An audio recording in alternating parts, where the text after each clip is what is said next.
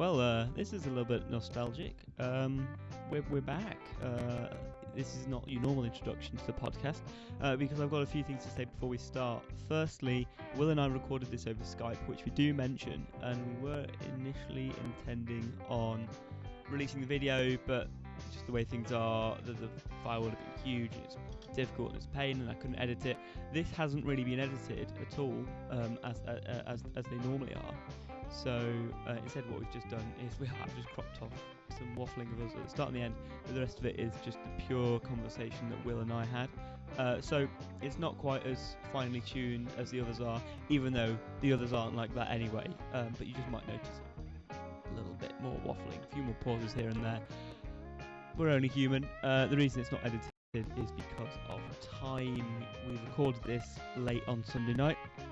I've been busy in the day Monday with a bit of schoolwork and procrastination, and I really should probably get this out before tomorrow, the day of the election. So it's a quick, rough and tumble podcast, recorded, stick it in the format where you get to see the new edited photo. Hope you like that you can see there. And then off we go. So that's just my little caveat at the start of this to say, enjoy the podcast, but it's not your traditional edited one. Thank you. Hello and welcome to Something Near the Centre, a podcast about politics, economics and current events. I'm James. And I'm Will. And today we're going to be having a chat about the US election. Yeah, a special. First special. I know. And we're back, ladies and gentlemen.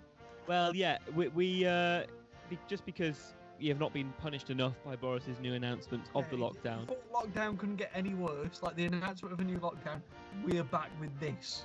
Yeah, so you really must be very bored with your new 4 weeks of free time for you to watch this. And the second part to the two-parter. This is a pre-election amble through the news. We're not like complete idiots with the predictions we make. Yeah, well, I mean, probably, but So with this, we're doing one before and one after. So, I mean, if you want really good, cool, up-to-date, wonderful US election coverage, watch I think Americast. I was just about to say, I think the BBC have got quite a lot going on. I know other providers are available. I don't have to say that because this isn't taxpayer-funded. But I did. I'm waffling. I'm going to stop waffling. We're doing this on video. If you've seen, you would have noticed. It probably won't be on video. Well, yeah, Will and I, for the first time, are Skyping each other, which is something we haven't done before because...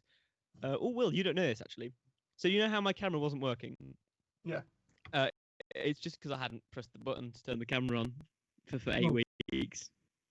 So now, since it's taken me since June to press the camera on button, so Will and I are now Skyping over this recording. So if you can see us, so we'll see how it goes. We'll see how it goes. Anyway, Will, should we just get on with the podcast? Yes, so we're going to break it up into main talking points of the elections, some of the big key events that have happened. We're also going to look at polling in the swing states, which states you should look out for on election day, the picture of the Senate, what it's going to mean for the UK, depending on which candidate gets in, and faithfully we're going to put in our predictions. Yeah, good luck. God, well, that's the bit I'm most worried for. So I've kind of balanced it out. Yeah, I proposed that Will and I put a bet on this, but Will's not a betting man. No, I'm not a betting man. I hate them LBC adverts where they just go, bet on the US election. It just feels wrong. It's something wrong about betting on politics. Yeah, it turned it into a bit of a game, really, but that's how Trump treats it. So, are you staying up on Tuesday or? Yes, probably. Yeah, I'm staying. I mean, I've got an important day on Thursday morning, 9 a.m. I'm sitting my entry examination for PP at Oxford. Woo! No need, Will. No need. You're too flattering. But I'm so committed to Something Near the Centre that I'm staying up to watch the coverage. Did we say the podcast was called something? Yeah, we did. Probably. It's not really that near the centre anymore because I'm really free market. Yeah. But that's all different news. Yeah, Will, come on. First item on the agenda. What are we going for? We're going to do the key events of the presidential race. This really confusing and different campaign to anyone we've seen before. So obviously we've had COVID. So it doesn't mean we've had, well, there's not been as big a rallies as. It's been very confusing. It feels like it's changed so lot for so much of it, and like July or June when we started talking about this, it now feels years ago. Like so much has happened. So James, what's one of your key highlights of what's happened? Well, I mean, I guess you could pick up on the civil unrest that is plaguing America at the moment. Obviously, there are two pandemics going on. One of identity politics and one of an actual virus. Will's scowling at me a little bit there. We both criticise identity politics, but I wouldn't say it's happening as much as it is in the Clinton election. You don't think so? No, I don't think. I think not from the main campaign itself. No, not from the campaign itself, but there is still ongoing riots in Portland and all that sort of thing.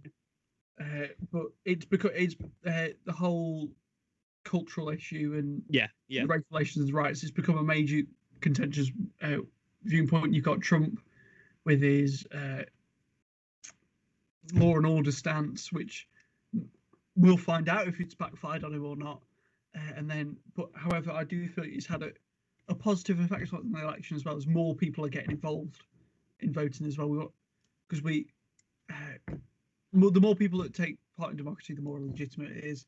I think 90 million people, as of yesterday, have voted in the election, which is like 60% of what voted in 2016, sorry, which may be due to the pandemic and more people mail-in votes, which people aren't covering, but it may be people are genuinely turning out to go to the polls this year, which is quite a positive thing to see if you're a servant of democracy, like we should all be.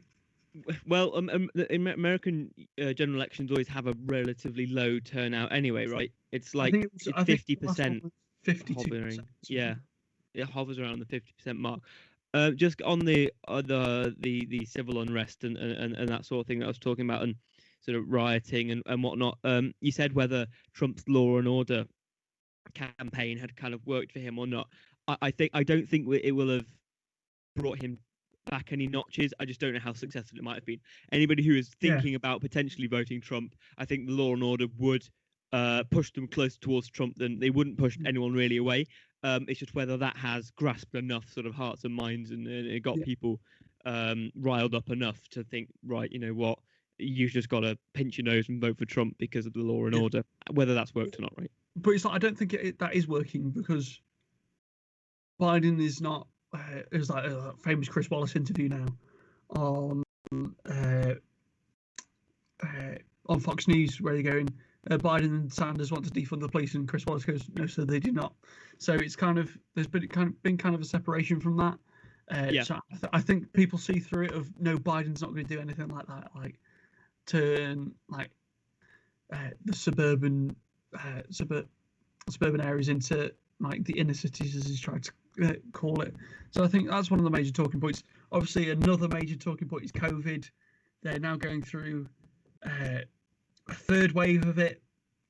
Now, where it's like, I think it's. Let me get the numbers up now. Whilst you're doing that, it says something about the way COVID has hit the US, because Britain's just entered a second national lockdown, although you're not allowed to call it a lockdown. It's something like new tougher measures or whatever Boris has decided to call it. But we are encroaching upon our second wave, and so we've entered a lockdown to sort of prevent that from happening. The US is already in the midst of its third. So it's like, third wave. They had a initial rise where it peaked at 40,000. Then we peaked at 78,000, and then as of yesterday, it was down. But at the peak we've seen 90,000 people tested positive for COVID yesterday. They've had 9 million cases of COVID, and it's 230,000 deaths. Obviously, we've got better at treating the virus, so there's a bit of a delay to when COVID will come in. However, it's when the deaths will come in. But however, it's very concerning, and Biden's played well on that, and on Trump's failing to handle the coronavirus. Yes, As much as Trump says he's turning the corner, the evidence would suggest no, they're not. Well, like him or loathe him, Will, and I'm sure you may be the latter. Was reading Douglas Murray in the Telegraph. No, read him. Oh, good. And he was saying how I just got a little quote here. Here you go, if you see me on the camera. Apart from expecting victory, the Biden team and their supporting media talk of social distancing, the virus, mortality rates, lockdowns, and more. After a Biden victory, the future looks scary, isolating, and bleak. By contrast, the Trump team and the media who support them are keen to get America going again, downplay the virus, and talk up the opportunity America has before it. So I think that's Biden sort of looks at the tackling the virus. We must take these measures. Yeah. Trump's not being responsible enough, and so Trump says to that, he says, yeah, you want to do more to tackle the virus than me, but I'm going to save jobs and I'm going to let people have their freedom. And the thing is that he isn't saving jobs, though. Well, no, but it's what he's campaigning on saying, right? Well, the stock market crashed last week, and you look at, I think food bank usage is up already. Unemployment's still at a record level. Real-time unemployment as well is something like 20 or 30% still. More people have gone homeless. I was like, there was a frightening stat. I think it was July. Half of families haven't paid their rent or couldn't afford to pay their rent. So it was a surprise to me how Biden wasn't banging, and you look at the stimulus package as well. It surprises me how Biden hasn't banged that drum a bit more. I think that's because his polling was down on the economy. Like Trump, one of the only positives he has was people trust him more with the economy. So that's an issue as well. There's also an issue of healthcare as well, along with personality styles. But we don't want to really get into that because it's just gonna. Everyone thinks personality styles. It's like. Yeah, I was gonna say, who Trump is, and you know that. Well, I wasn't gonna say Biden, but I mean, the Trump campaign characterizes Biden as Sleepy Joe, to some extent he is. Right, exactly. It's like whether I'm sure I can clip up if I'm doing this on an audio version. Sorry if I've left it as a camera and I can't edit very well with video. But if I do an audio version, I can clip in Biden's gaffes and things like that. Trump might say some pretty dodgy, horrendous things, but at least they're intentional. Whereas in lots of things Biden says are kind of they're misspoken or he's mumbling over his words. Yeah. He called Donald Trump George, almost like George Bush. George Bush. It's like that was 12 years ago, mate. No, but it's like but also Trump makes these gaffes as well to some extent. Like they're not as well publicized as Joe's, but he does make stumbling gaffes. Like sometimes he can be very good, very on it. It's like the point where he told the people in Nebraska to I don't know why I'm here. It's too cold. Let's go. Yeah, that's exactly what he said. I think Trump's a funny guy, right? Again, if you like him or not, if there's something you can watch him at a rally and comedy. What do you say? It's scarier than comedy, like. Is it? Well, yeah, but you can see him at a rally and some things he says and does, and then the jokes he makes and the things he points at Biden. He's an entertainer and people like that. I mean, I know we said we weren't going to get into their personalities, but just very quickly, that's a selling point to lots of people who like Trump as a person. Obviously, it's a bit like the 2016 thing. He's not your conventional politician anymore. No. And so I think the Trump's gaffes, and things that he says that aren't 100% sort of, I'm doing my hands here, like Trump. The Trumpian hands. The things he says and does, whilst they're not always perfect, they can quite often, get him to gain more support. Whereas in Biden's gaffes, just like you sort of look at him and think, that's a bit dodgy. He's going to be president probably. Yeah, but a lot of people. There was a poll the other day about how tired you feel after 4 years of this president. A lot of them feel tired. A lot of them feel we can't keep going through because it's kind of been scandal after scandal after scandal after talking point after talking point. Like we've had North Korea, we've had World War III, pulling out of Paris Climate Agreement, presidency by Twitter. People have been exhausted by it. I'm not sure whether it's the media or it's Trump's fault. I don't really want to get into that, but people do feel very tired, and it's kind of like they want a return to normalcy in some Yeah. aspects. Yeah. I think, well, just going back to the economy thing, got a copy of the Sunday Times today. It's like doing the proper podcast because it's just me looking at the Sunday Times and then telling you what I've read. That's how I did them. That's how I do them. It's not how I do. Well, no, yeah, Will's proper. You're more likely to be the journalist out of the two of us, I think. Nah. No, you think I'm more likely to be a journalist? Oh yeah, you'd write opinion columns. So Okay, yeah. I would be more like a Douglas Murray, whereas I think you'd be more like to be a reporter. I think. yeah, I couldn't write for a newspaper. No. Well, you could write the front page headline story, but not the opinion pieces. Anyway, that's besides the point. I just got you some quotes here from Trump. Biden will eradicate the economy. I will eradicate the virus and bring the economy back to where it was. He'll deliver poverty, misery, depression. I'll deliver jobs. I'll make America great again. And then there's things like, we're not learning to live with this. Is from Biden, right? So we're not learning to live with it. We're learning to die with it. Donald Trump has waved the white flag and surrendered to this virus. We will not surrender to this virus. So again, you see the points of the two candidates there. Trump is like, forget about the virus. It's the economy that really matters. It's the freedom. It's it's jobs and it's livelihoods. And then Biden takes the stance of like, well, if you have got this virus running wild, then you can't have this jobs and the economic growth so much. And I think he's not downplaying the deaths, right? That's one of Biden's big standpoints. It's like 200,000 deaths, and Trump's kind of saying, I think in the first debate, Trump was like, 2 million deaths would have been Biden's count, so you should be grateful for 200,000 almost, which. I think that quite confused by. I think. Yeah, I mean, he just literally plucked that number out of nowhere, right? It's because they had a pandemic. They had Zika, didn't they? Came out Brazil 2016. They had the swine flu outbreak as well, which hardly anyone died from. Yeah. It's very different. It plays into the aspect of their three totally different viruses. Yeah. Well, I mean, Zika virus didn't affect anyway. That wasn't like exactly. Well, you had apart from Brazil. Yeah, where you had. But you had clear, stable leadership then. Whereas you got a guy saying, "I'm not going to do this. I'm not going to do that. But you should do this." And then, the disinfectant comment, and got, it's going to go away.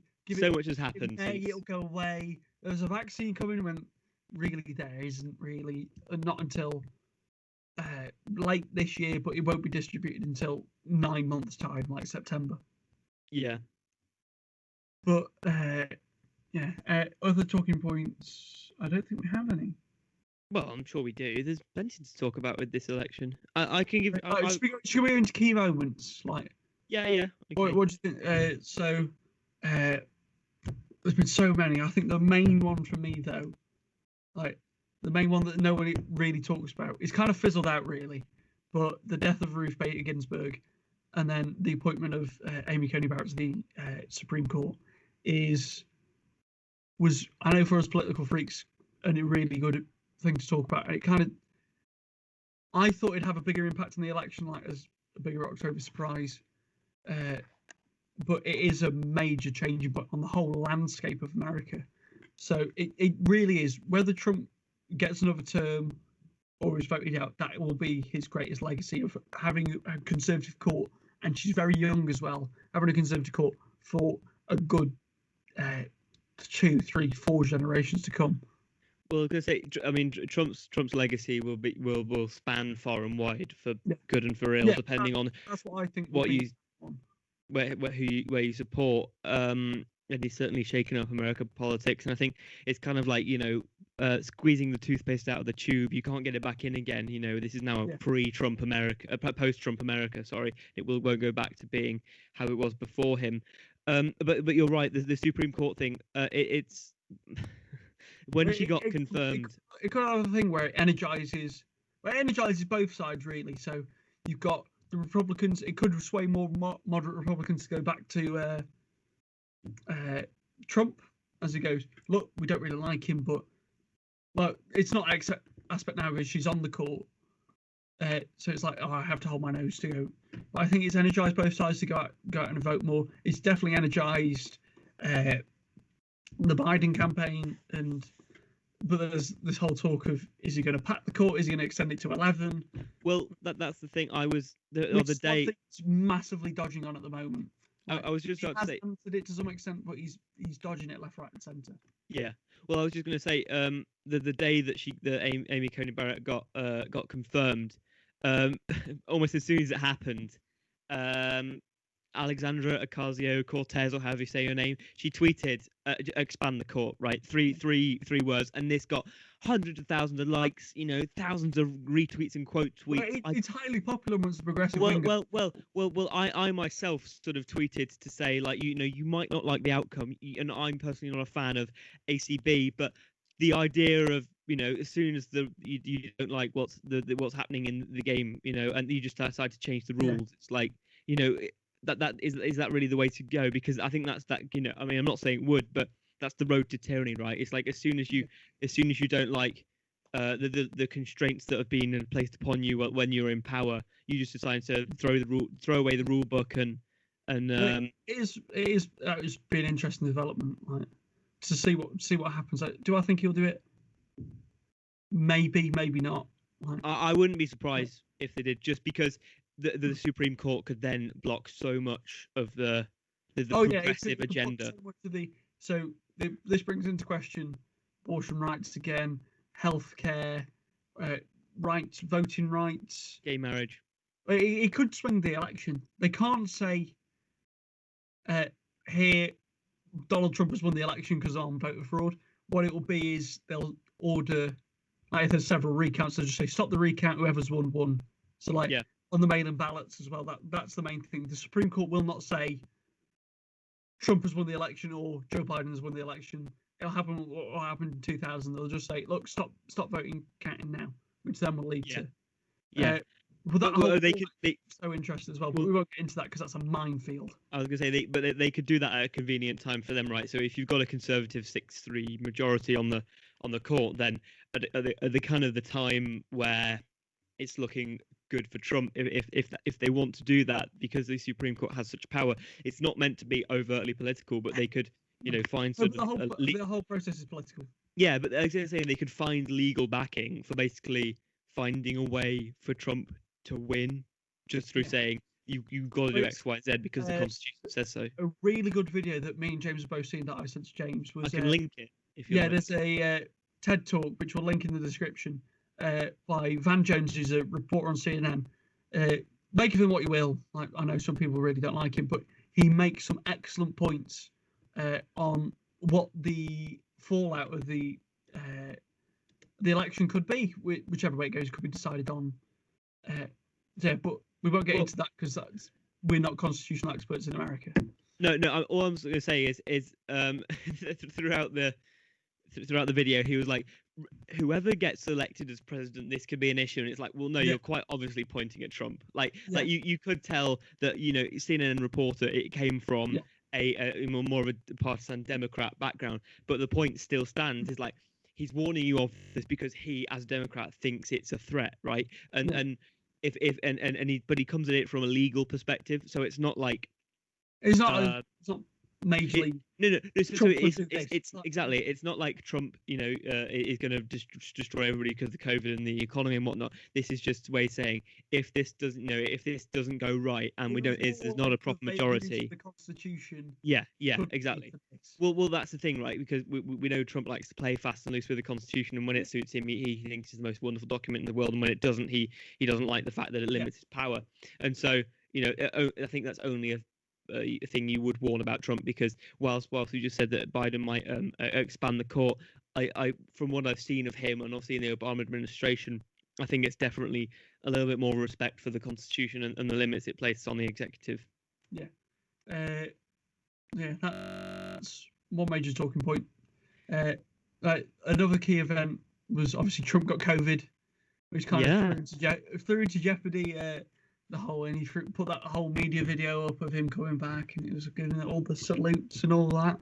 Well, he's kind of scuppered his whole plan. So it's like, no, it is a real event. Like, Yeah, it was kind of a surreal moment. Well, there was so many things right that went on because you sort of heard in the news, Trump's got. I'm sure the listeners will know this, right? That they heard in the news, and it's like Trump's got COVID, and then instantly everybody's like, "Oh my God, what's going to happen? Is it going to be, Yeah. Mike Pence as doing the campaign, and is Trump going to die?" Because we all know Mike Trump's Pence might old have and COVID fat as and well. unhealthy. It's now breaking the vice president's. What do you say? Sorry. Mike Pence might very well have it because there was an outbreak in the president's Yeah. vice president's staff as well. So Yeah. that campaign has been riddled with it, and it kind of scuppered their plans somewhat, so it means that it can't campaign. Yeah. But then Trump's just used it to say, "Look at me, I've had it, and I'm safe." So he keeps saying that like, I'm strong, I've fought it off, and all this sort of thing. Yeah, it's like I heard. Can't remember who it was on Question Time. The Greek finance minister. I can never say his name. I've got a book by his. Yanis I'm just reading this from a bookshelf. Yanis Varoufakis. Yeah. Him. But he's bald, right? Yeah. He had a great point on Question Time saying, Trump doesn't care. Trump's playing with the politics of envy. So when he's got COVID, so he's saying, "Look at me, I defeated this virus. You can be like me if you vote for me. I'm going to give you all these things." He deals in the politics of envy, not the politics of hope. Yeah. Like, he's saying you have to, like, if you vote for me, you're going to be like me, and people want to be envious of his position. Yeah, no, I agree. I don't think. Well, there's a couple of things else that it brought up was Trump decided to get in a car and have a little wave at some supporters, which is just strange. People criticize him, putting his security staff at risk, and then he was like, "Well, they're there to take a bullet for me." I was like, "Well, yes, they are, but that's when your life is at risk of somebody else. They're not there to just risk their life for you." Live you. It's like it's like if there's a threat to your life, then that's their responsibility. But you're not then just meant to take that as given as well. I'll just put them at risk wherever. But also the point of one thing that sort of you never see, weirdly, right? He's an old overweight guy, but you never see Trump as weak. He's always this strong, energetic, loud. Well, I was just about to say. So after climbing the stairs outside the White House, this guy Donald Trump, who you've always only ever seen as being this big, boisterous, loud, stereotypical American, America, all that sort of thing. And then he climbs the stairs outside the White House, and you see him look out, sort of to the media and the cameras and whatnot, and you can see really deep breathing and like he's really trying to suppress the tiredness and lack of energy just after climbing a flight of stairs, and he salutes and walks in after taking his mask off. And that was, I think, the first point I've ever seen Donald Trump and thought, "Ooh, you look a bit vulnerable there," right? He didn't look well that whole no. bit. So he claimed that he's fought off COVID and he's super strong, but like it definitely took his toll on him. Oh yeah, but you also got to say he had the best access to medical treatment there is in the world, right? As well, yeah. What else was I going to say? That's really like some of the main points. Any massive. Right, the first debate was what a nightmare that was. Yeah. I can remember it was my Freshers Week because I'm at uni now. So-called Freshers Week. Yeah, so-called Freshers Week. So I stayed up to watch it, and it was just an argument of people arguing one another. It was just it was a great point. It was great how far American democracy has fallen. Yeah. In that aspect of presidential debate used to be like the beacon of these two are our best politicians out there. They're intelligent. They respect one another.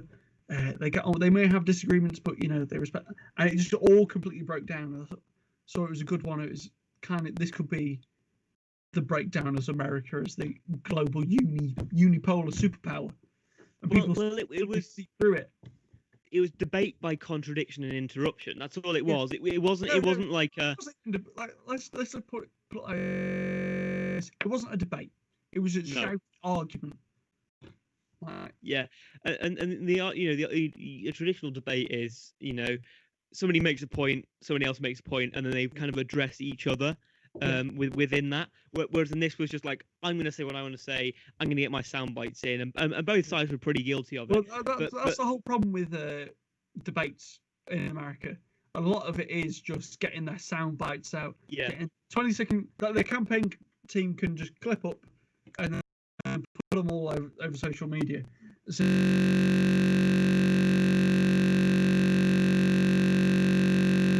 Yeah.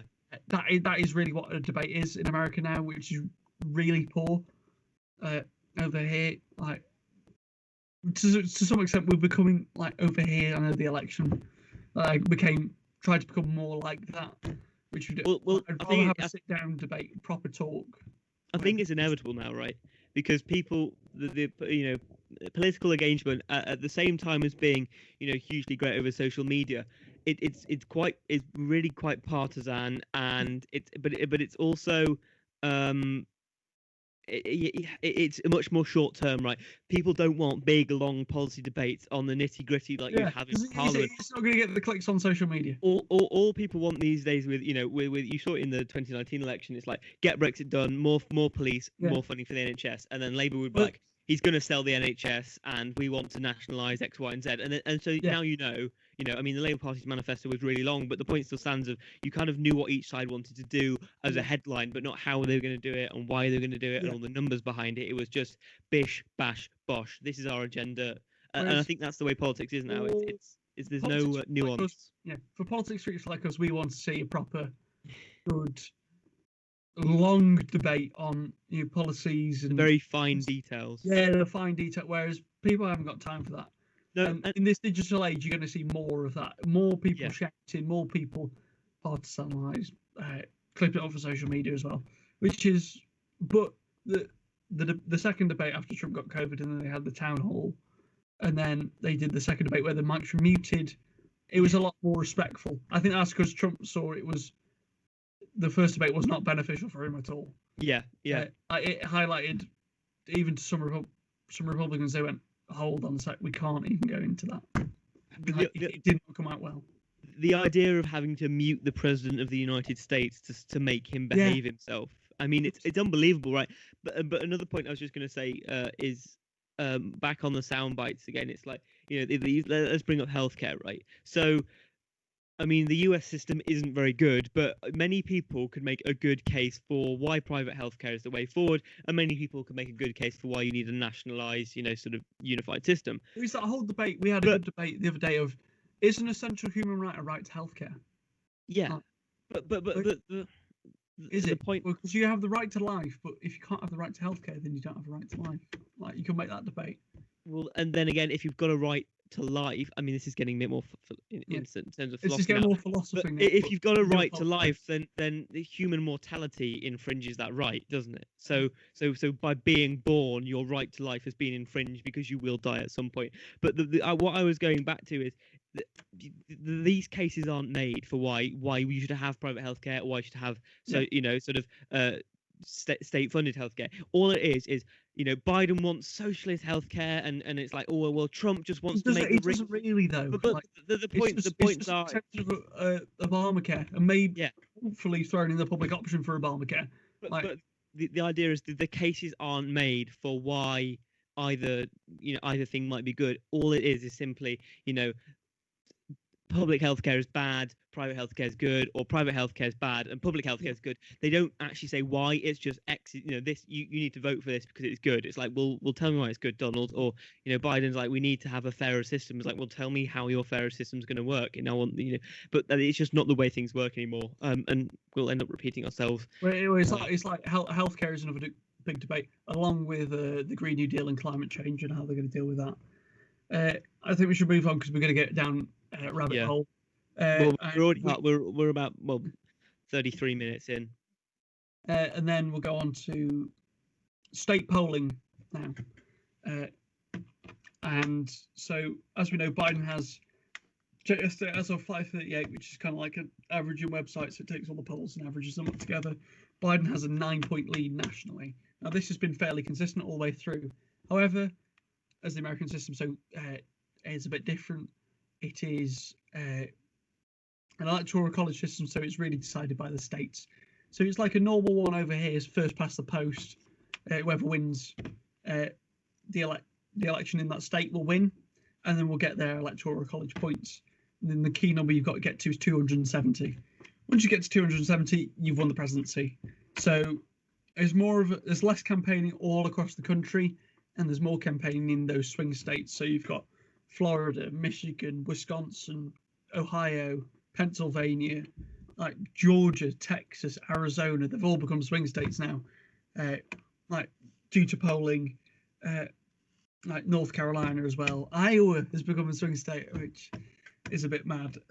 What else have we got? No, I pretty much said every single ones I needed to say.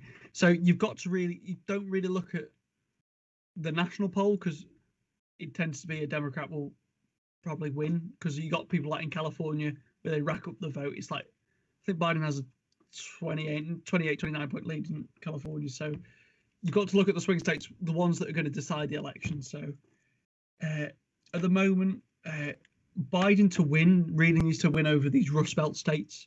So the ones that Clinton lost in the last election. So you've got Wisconsin, Michigan, Pennsylvania is the crucial one and will become the crucial one in this election. And then you've got your Ohio, and then you've got Florida, the King swing state, which have decided elections before. Like you look at the election of 2000. So it's such a great case study, right? So the polling in the swing states that Biden must win to flip it to 270. So he needs to win Wisconsin, Michigan, Pennsylvania to win from Clinton's total. Yeah. I think it's really interesting when you do look at the idea of a US election just broadly on constituency system in the UK. You kind of, each individual MP has to win their constituency, whereas because this is a presidency thing, it's not like the prime minister has to pick up constituencies. It's just he has to pick up MPs, and so the MPs kind of do their own campaigning. Whereas if you live in a Democrat or a Republican stronghold state, chances are you're going to get pretty much ignored at an election. Well, because there's no point in time and effort. Then you've got to delve deeper into like the districts for the House of Representatives. Like, because there's plenty of Republican constituencies in California, like in districts, like in Napa Valley is a big one, but however, a lot of it in like the cities and like the suburban areas are quite strongly Democrat. I agree. I think there is a balance to play, but broadly speaking, it's like Will, you're giving the game away. You've taken your headphones off. No, I know. For those who, well, if you've stay with us so far, and we are staying on the camera, which I'm not quite sure on. I don't think Will's headphones don't work, but he's just got them on to show. No, so Will's actually going through computer audio, which is why you might hear a little bit of echo every now and again, but it doesn't really matter. I want to look proper and sophisticated. Like I've got to figure out my what's going wrong with my laptop. So I was just going to grab the Sunday Times here. It's got, whilst we're on sort of polling and statistics, it's really I mean, you've missed out on it right now. By the time you hear this, there's no way you'll be able to pick up a copy. But if you can find online, it's got loads of really interesting statistics, and we'll come back to this a few times, or especially at the end. So it's looking at the national polling, and it's for the Republicans, it's been fluctuating, but it's never really got past 45%. Whereas in Biden was being sort of like 53 down to maybe like 47, but now he's currently polling at 51.3%, and Trump's at 43.5%. So it's not looking good for Trump, but we've got to address the potential shy Trump voters, right? Yeah. There's a whole big thing of have the polls misread this? Have the polls like? There's always that silent Trump voter as they do their talking in the voting booth, which could still happen. And we're not saying that it's a completely foregone conclusion, because it's far from it. It's far from it this year. But I'll give you the polling numbers in the states that Biden must win. So he has to win the Rust Belt seats. So Wisconsin, he's got an 8.6 lead. Michigan, he's got 8.1. This is average, by the way. Pennsylvania, he's got 5.2. All of which have got dramatically, I wouldn't say have crashed down and got tiny. However, it's still a healthy lead, but it has come down. I think Michigan was 16 points in July, so it's still not a foregone conclusion, as we say. However, those are the ones he must win to get to 270. But with this election, he needs a bit more, like the fallout, so the Republicans don't support Trump if he challenges. So Florida, here are the really interesting states that you might want to look out for on election day, key races. So Florida, 2.1% for Biden. Texas, I can't believe I'm saying Texas could swing. Yeah, I know. First time since Jimmy Carter. Do I think they're going to get it? No. But I think it'll be much closer than. Yeah, I think before. it'll be like there was a Senate race in 2018 with Beto O'Rourke versus Ted Cruz, and that was very close. And then Cruz won 2 or 3%. I think it would be something similar to that. So Texas is 1% lead for Trump. Georgia in the deep south, that's 1.6% for Biden. Arizona's 3.1% for Biden. North Carolina, 2.4% for Biden. But the really, really, really tight ones are Ohio, which is 0.2% average for Trump. Yeah. And Iowa, which is 0.1% for Biden.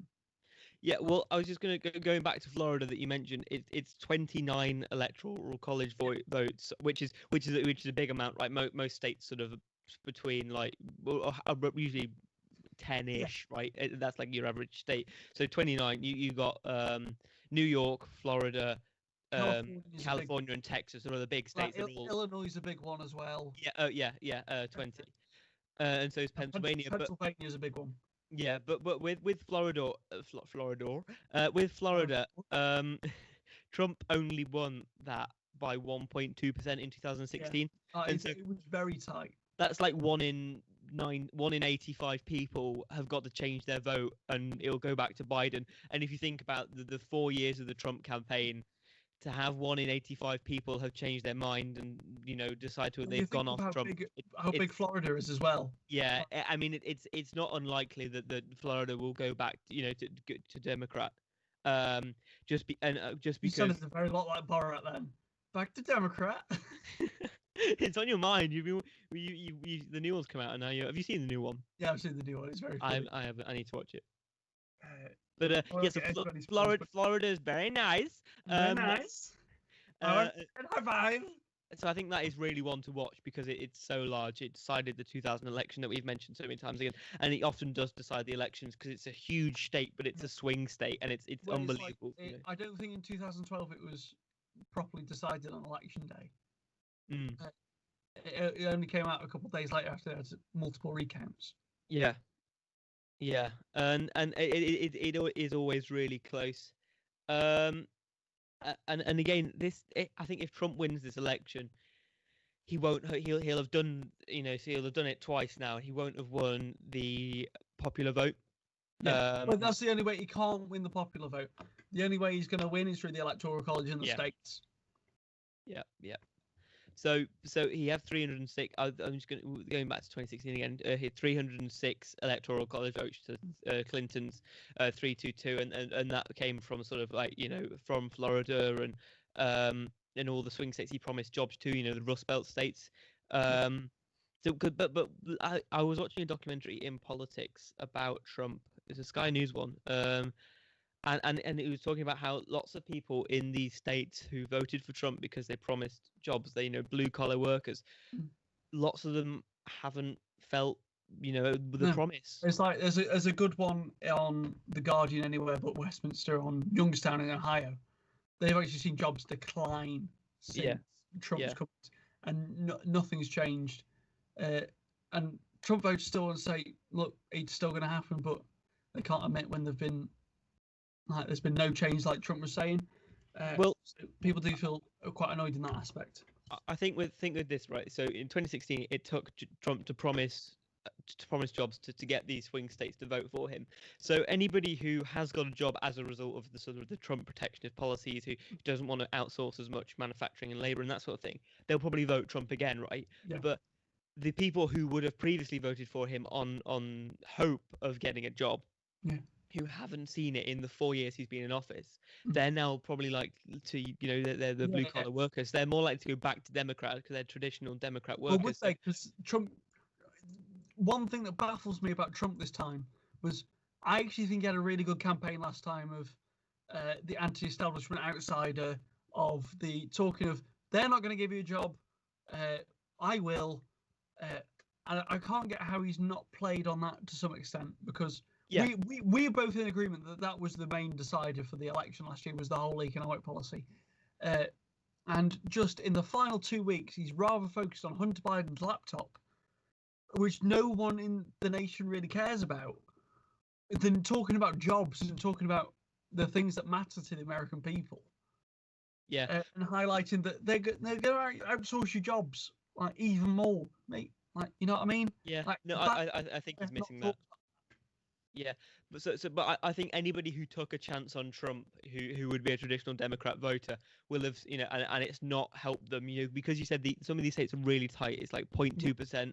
Anybody who took the chance on Trump and has thought this hasn't worked for me, then they're going to swing back to Democrat, and I really don't think he's got a chance in it. I mean, we're not meant to do predictions now, but I'm not confident for him performing well in these swing states. But whether the law and order thing has sort of either pulled those voters back, and so they'll vote for him because of the law and order thing. Or how bad the Biden campaign has been. It's not been a glittering, shining campaign. Yeah, no, not at all. But Trump's not your traditional Republican, right? So he would. Well, we'll get into predictions later. Yeah. So we'll move on from that. It's a very tight race but however, a big thing is the Senate and Congress is also being voted for in this election as well. So the House of Representatives is voted every 2 years, and then the third of the Senate every 6.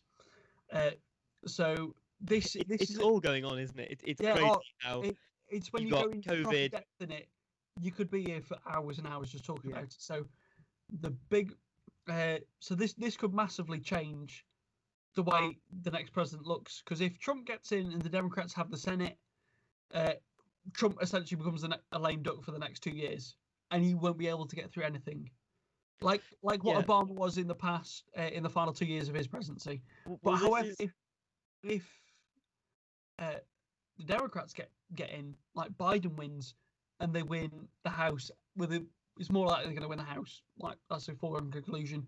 But if they win the Senate, and flip it to a 51 majority, it will be a really good tidal wave of legislation after legislation, meaning you could probably reform the country.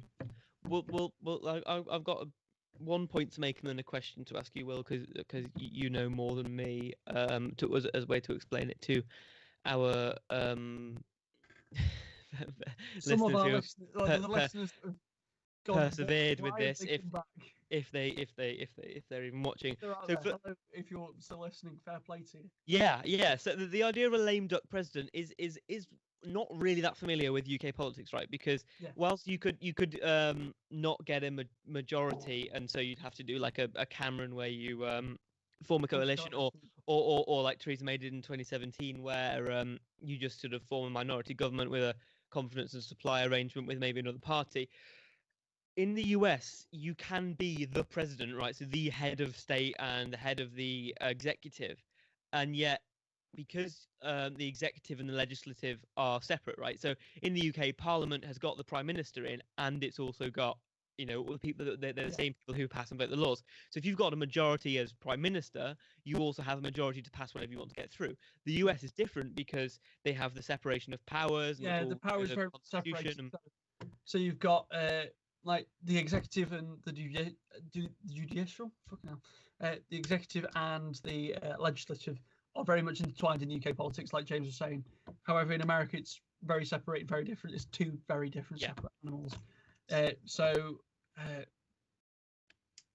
whole concept of a lame duck president is if, say, Trump has the White House and manages to get in, he will be very limited to pass any sort of legislation through the Congress, where it has to go through, because they're both controlled by Republicans, and not Republicans, by Democrats. That's if it happens. Yeah. However, it could mean we see more shutdowns, a lot more. We could see more presidential vetoes come through as well. However, they could be overturned as well. Yeah. The 2/3 majority. It's very well. It's the Senate really is the keyholes to power this election. Yeah. Well, a way to explain it would be like the Conservatives still having their 360 MPs, whatever they've got, but then Keir Starmer being Prime Minister. Yeah, that's a great analogy.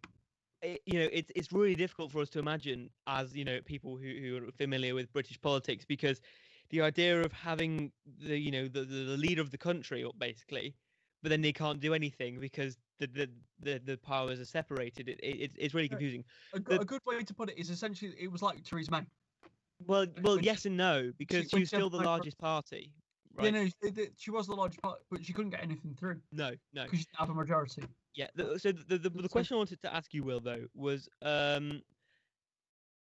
especially with all this happening at once, right? You would have thought the House of Representatives, the Senate, and the presidency, if everybody's voting for all these things the same election, right? Then why don't the Republican voters just vote for Republicans on all three? So why?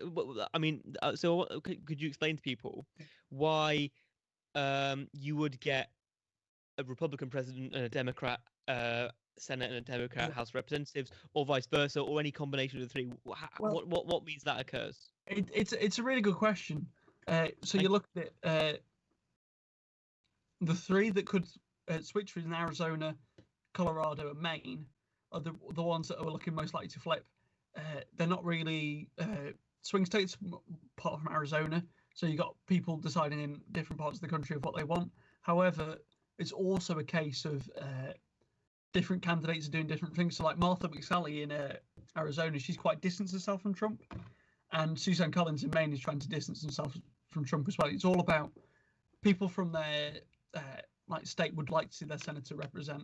Yeah. It all depends on what policies they bring in as well. So it's like kind of you don't like the leader, but you like the MP or you like the senator. Yeah. You like the congressman because they're going to do X, Y, Z for you. It's like you may not like. We're going to bring it back to like local Alsager issues now. So you may not like Boris Johnson, but you like Fiona Bruce because of what she does for education. Yeah. And that's why you vote for her. Well, and another point to make is because of the electoral college votes, it's each state has got a different amount of weight to it. So you might not get in on the presidency because you've only won the little states, but with the Senate, each state has got the same amount of same amount of senators anyway. So it's like you could have a majority of little states but not win the majority electoral college votes, right? So that's another way that it can work. But so currently, just to go over things, there are 35 seats being contested on Tuesday. 53 are currently Republican. There's 2 independents and there's 45 Democrat. That's how the Senate stands. And there are 435. One of the independents is Bernie Sanders, so it's kind of yeah. And then with the House of Representatives, you've got 197 Republicans, 232 Democrats, and then 1 from the Libertarian Party currently. So it's looking more unlikely that the Democrats will hold the House of Representatives. However, the Senate is the one that's most likely to flip. So the 3 issues you need to look out for would be Arizona, Maine, Colorado. The Democrats would ideally like to flip it to 4 to get it to majority for the Democrats, because if there's a tie in Congress, then the vice president will decide the casting vote to whichever party decides. So if it was 50-50 and Trump's in, Mike Pence will be the tiebreaker for the Republicans. And which really so then it goes to 51-50, doesn't it? Yeah. Basically. Yeah. So it ensures you never have a proper stalemate, but it also means that is one area where the legislative and the presidency are mixed. That if it's so tight, then you kind of they've elected the Republican president, so then we'll basically give them an extra senator. It is almost how it works, right? So keep an eye out for people listening. If you're still listening, people keep an eye out for the Senate races because they are crucial. So I'd put out the big ones are Arizona, for Martha McSally, Corey Gardner in Colorado, and Suzanne Collins from Maine as well. Other big ones to look out for. There we go. So, and do you want to do what it means for Britain, and then we'll get into our predictions? Yeah, let's we've got a little sort of prediction game that's also quite informative. But we'll do what it means for Britain first. So we're talking about US politics, but we're in the UK. We need to talk about what impact does it have on us? Like, I know a lot of people talk about why do they cover the US election so much? Like, why does it have an impact on us? This election is far more unique, as it will have a fairly substantive impact on us in this election. So, James, you want to take it away?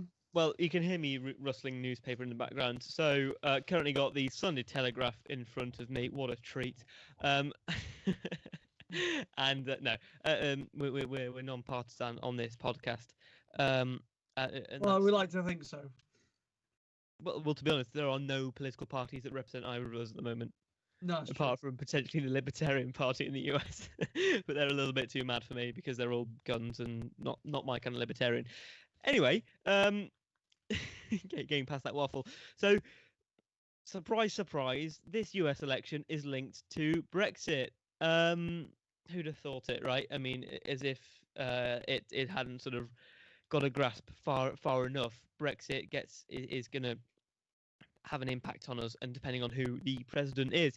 So, I'll start off with if you remember a quote from President Obama in 2016. He said that if Britain voted for Brexit, we would end up at the back of the queue for US trade negotiations and that sort of thing. And Biden's not really taking a different stance than that. He's much more pro EU. He wants to further relationship between the EU and the US. Sorry, he supports further EU integration. And that sort of thing, right? So he likes the idea of a closer sort of European superpower as opposed to sovereign individual little states. Yeah. Now, sort of, I'm going to read you out a few quotes from some Biden staff, basically some Biden aides. So it's the biggest own goal I've ever seen in my lifetime, and all the analysis we did under the Obama administration, which were intensive, we looked at areas of our interaction. Our conclusion of our interaction with Europe, our conclusion was that in almost every area, Brexit will be negative for the US, Europe, and the UK. That analysis, I believe, has proven to be correct. Here's the dramatic difference. Donald Trump has only believed that the UK-US link was important because he was a cheerleader for Brexit. Joe Biden believes that the triangle of relationships between the US, UK, EU, and US-EU all have to work together, right? So this is the idea that Joe Biden is going to focus more on 450 million EU, sort of citizens and the large political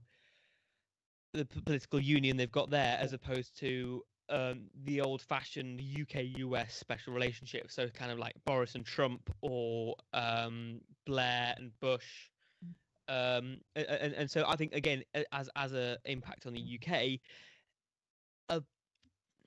a Biden presidency might not be handy for us, right? In the Brexit sense. Yeah, well, it depends which way you look at it. Some people say it's not handy for us. Some people say, no, because we don't want the chlorinated chicken argument. Well, yeah. But the regulation. There's two ways you can look at it, right? So if Biden's taking a pro-EU stance, then he's not going to be as forward on the special relationship and sort of making, Britain and the US allies first, and then the rest of the world can sort of stand around after. And I think that's sort of the way Trump would do it. But Trump still goes for America first, right? That's his idea. So yeah, what does it say on the hat? Make America great again. Exactly. It's not make Great Britain great again, although that's a different. That's a different story. But trade deal. Woo, but that's not what it says on the hat.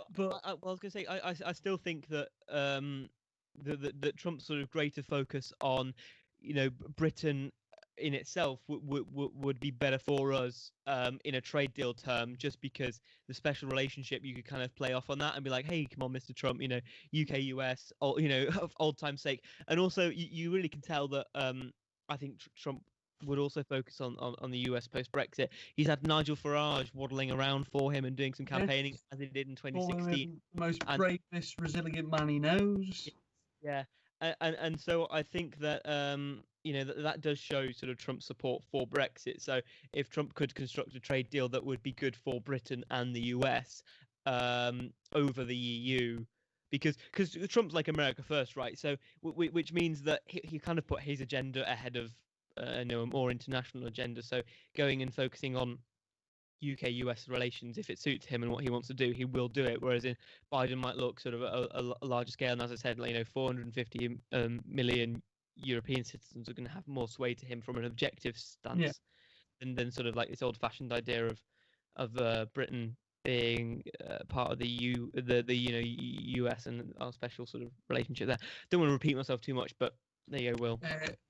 Yeah, I'd also say, did you listen to the Choppers Politics Farage podcast that they did? No, I haven't. What's that? It's quite interesting. Type in Choppers Politics on Spotify and it'll come up. I called like the Trump card or something like that. I found it interesting how Farage says the first time Trump tried to contact him was in 2014 with the rise of UKIP. I just look at it and go, oh, that's quite interesting, but that's beside the point.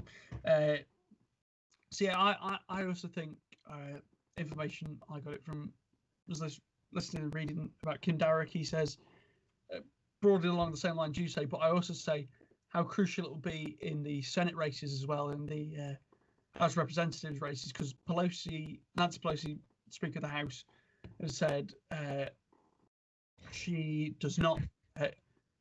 Nice eye roll.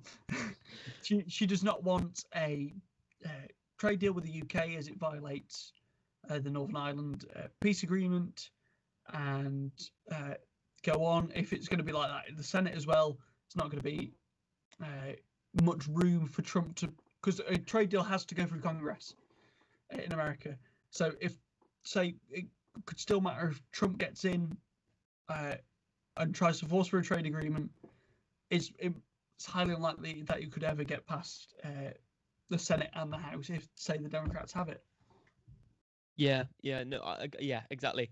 I think you would normally think that, as we were saying, that the sort of the president would set the agenda, and if Trump's pro-Brexit, then it should be all fine. But as we were saying just before, if the legislative and the houses were different upon that, it's like, well, Trump can make try his get a pro-Brexit deal through, but then if the Democrats decide that that's not what they fancy for whatever reason, then so be it. Although I think that because that whilst they can block what Trump's do, they can't shape his agenda, right? So they would try. I think they'd vote maybe against some of what Trump does, but they couldn't force him to be more pro-EU over UK, right? More pro-EU. I just think so like a trade deal for us would be highly unlikely unless he uses his veto, and then a veto can be overturned only with a 2/3 majority though in the Senate. Yeah, which is unlikely. Should we move on to predictions? Yes. We will do the little game that I've got. So it's going to be more newspaper rustling. Just give me 1 second. As I rifle through the Sunday Times. Right. So here we are. Very kindly, I don't know who the author of this is, but whoever's in charge of writing this page today on the Sunday Times, they've given us six potential outcomes of the of the US election. So I'll go through them, Will, and I'll read them out loud. So this tests my sort of reading skills, because I'm not great at reading out loud. Didn't master that one in primary school. But we'll see what we think is going to happen. But this is basically the 6 potential outcomes of the US election. Now, the likelihood of each is different, but this is what's on the cards, basically. So, 1, Biden wins by a whisker. The Democrats lose in Florida, but rebuild the blue wall, taking back states in the North and Midwest, including key battlegrounds such as Pennsylvania, Ohio, Wisconsin, propelling Joe Biden to the White House. Donald Trump alleges manipulation of postal ballots in Democrat-run cities and stays put whilst fighting in the courts until the last moment. Inauguration day, January the 20th, right? Yeah, it's constitutional right. It's always on January the 20th. Yeah. Second, Trump wins by a whisker. As occurred in 2016, Donald Trump loses the popular vote, but narrowly edges a victory in the Electoral College by defying the polls in states such as Pennsylvania and Arizona. Democrats attack the electoral system for being unrepresentative and alleging voter suppression. Trump claims a huge victory, but Biden's team consider their legal options. Yeah. Number 3, Biden landslide. Biden wins back the Midwest, including the battleground states of Michigan, Wisconsin, and Ohio. The southern Sun Belt states, stretching from California to Florida, in a wave election. Formerly red states such as North Carolina and Georgia turn blue. Democrats win back the Senate too. Trump cries foul but leaves the White House. So that's just to quickly elaborate on that. I think that would be because Trump will want to fight it. However, the party won't support him. Yeah. Well, the idea is that just to quickly elaborate on that, there's been lots of talk from both sides about the legitimacy of the result, right? So, not like Nancy Pelosi said that regardless of the result, Joe Biden's going to be president, and Trump said he'll consider whether he thinks the vote's legitimate or not, depending on the outcome on the day. And so, but if it's such a landslide for Biden, then Trump doesn't really have grounds to say that this isn't legitimate, just because it would be so hard to sort of fudge this much of a loss for him. Anyway, number 4, Trump wins big. A hidden Trump vote turns out and delivers a shock predicted only by the president and his most diehard supporters. He turns the Sun Belt and Midwestern states into, despite polls indicating a probable Democrat win. Republicans hold the Senate too. It's full of steam ahead for Trump's second term. 5, too close to call.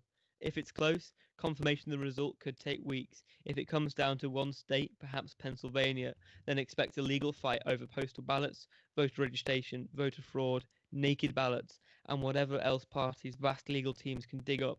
Protesters, and that's where the Supreme Court element does come into. Yeah, exactly. So the 6-3 as a majority for basically conservatives, Republicans, as we mentioned before, is important there. Protesters take to the streets, and while Trump stays in the White House whilst battle rages. And then 6, Trump wins on the night but loses by the weekend. Because Republicans tend to vote in person, Trump is well ahead on election night and declares an early victory.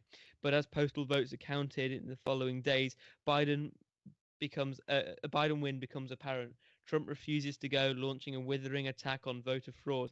His team begin legal battles, questioning the validity of votes in key states. So I think for that last one, that comes up to the media deciding who's going to win, and also the states declaring a winner as well. I think some states have declared they're not going to declare a winner until they've all counted their votes in. They're not going to say anything like that, which, however, that's all down to the media. If they say Trump's projected to win Michigan, Trump's projected to win Wisconsin, that'll be their fault. Like, I think there has to be agreement there that they're not going to declare a winner until all ballots are counted, and it could be by the weekend. But the thing is, it could be all 6 of them. That's how unpredictable it is. We could see all 6. Well, we couldn't see all 6, but not at the same time. All 6 are really plausible. Apart from the Trump wins in a landslide, I don't think that could happen. It would be. That's the most likely one at them all. Is Trump somehow stuns us all? Pushes the popular vote, wins back all the Midwestern states. Florida, Arizona, that's the most unlikely one. All 5, all 6 could theoretically play out over the next 2 days. I have to say, I mean, and this isn't for any political allegiance with Trump, but I kind of would love to see just a massive landslide, to see everybody just go in complete shock, and what for Trump or Biden? A Trump landslide would just be incredibly entertaining. Right. I wouldn't say entertaining. I'd be like, oh my lord. It would just blow so many minds, wouldn't it? Right. Anyway, we don't want to. We've been on this for just under an hour and 10 minutes now. What's your prediction then, James? I think Biden by a whisker. Biden by a whisker. I have that I wouldn't say horrible feeling, but I have that feeling in the pit of my stomach that Trump could still do it. Like, yeah, I'm that had all the last week of 2016 where I was like, oh no, we really could do this. How I think it's far more unlikely than 2016. I say the big thing for Biden, if he wants to win and win without a court battle, is if he wins big. However, I look at, maybe it's the way I've been more focused on, you've got to look at Republicans' opinion, what do they think? You've got to look at them. I see more hype around Trump and the media domination more by Trump than that's round Biden at the moment. And I know he brought out Obama on Saturday in Michigan, and that got some. It's the one that feels that he's got more media attention now is the Trump campaign. So I think that it could happen. I'm also going Biden just in the states. I think Republican Senate. The electoral college vote could be quite big. Okay, yeah. But I think in the states it will be incredibly tight. Yes, yeah, I know what you mean. So it wouldn't be a on paper when you look at the electoral college, it wouldn't go, oh, that was a tight race. Yeah, I know exactly what you mean. It will be but when you delve deeper into the states, it will be very tight. Yeah, which is again is unique to US politics, really, where you can have a massive electoral college vote, but if you only win each state by a fraction of a percentage, then it's not really very representative. You could look at like for example, Trump got 306 electoral college votes, but as we're saying, he lost the popular vote, right? So the number of electoral college votes isn't always representative of the amount of support the candidate has got. The one thing I want to say is, it's not over. No, it's far, far, far from over. And it's not even over after Tuesday, November 3rd. It's not over by then. Trump still has a massive, I know everyone says, oh, he's only got like a 12% chance. It's still a chance. Yeah, it's not that this is over. He's still got a chance, and I think a fairly strong chance of what could happen. However, I'm more 65-35% now. Biden will win. Trump could win as well, but I'm not like everyone else saying, "Oh, it's a done deal." I think immensely closer than people think. I think we'll have a Democrat House of Representatives, Democrat presidency, but a Republican Senate. That's my. Oh, interesting. I think we would get. Do you think you'd get all three? Not all. I think it could. I think they could win 3, so it becomes a tie in the Senate. But and then it depends on who wins in the Senate. Not in the Senate, in the presidency. Yeah. Well, another thing I was going to reiterate was in politics. We were asked to do predictions, and I sort of been. Oh, we're right. I said. What did Mr. G say? She thinks Trump's going to win. Ooh, it. What does Brooke think? Biden. So what did everyone else say? Everybody's going Biden, and then this was during. I think this was at some point in lockdown, right before summer. We took votes on who we thought would win the presidency, and then after lockdown and all the stuff that had gone on in the US, I then switched back to Trump. I thought that he could get it, but now since then, since the start of September, I think he will have since lost it again, right? So I think if you'd had the vote in August, I think it would have been a Trump win. Oh no, I think it would have been far better for Biden. Really? Yeah, I think you look at the polling, July in Michigan, he was up 16 points. Well, right. Yes, and he hadn't really got into the swings of the campaign yet, and COVID was at his second peak when it was far more relevant for Biden to talk about it. What I was going to say, what I mean was, if they had been campaigning at that time, I think that the more the social problems and law and order, when that was really at its peak, where where people where Trump could have played off on these people are destroying American values and X, Y, and Z. Like, I think around the convention time. Yeah, I think that would have really played into his hands. Since that's kind of died down a bit, and the way he's campaigned hasn't really been all that successful. I am going back to Biden now.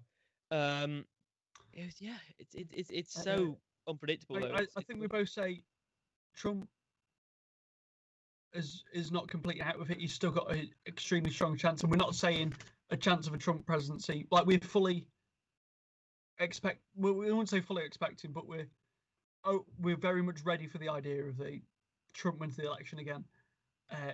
But we're very much ready for the idea that Biden could win the presidency again. I have to say, I said it got a lot tighter in the past 2 weeks as well. Yeah. Well, I have to say, I would have been very entertained, right, by a huge Trump landslide. But another thing that I will find really entertaining is if there's a Biden landslide and Trump just has to be like, I just want to see Trump's reaction to him losing, right? So if I'm predicting Biden now, I would landslide would be quite entertaining. Yeah.